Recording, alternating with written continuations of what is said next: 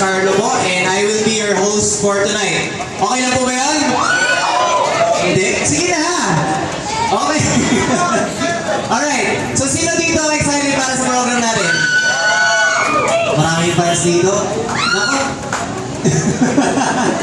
Okay, before we start, the management of Ginebra San Miguel would like to thank the owner, Sir John Elmer Santo Domingo, Maria Ellen Santo Domingo, and Chef Jose Luis Calios of Beer Time for allowing us to be all together here tonight.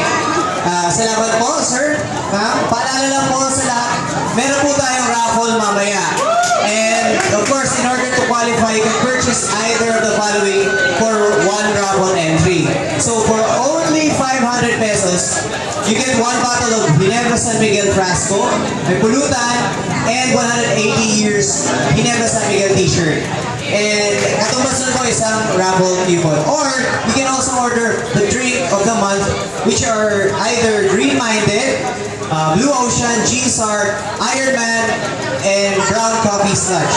So, order po kayo isa doon and you get one raffle stuff. So, ano ba yung makukuha nyo? Meron po tayong mga exciting raffle stuff.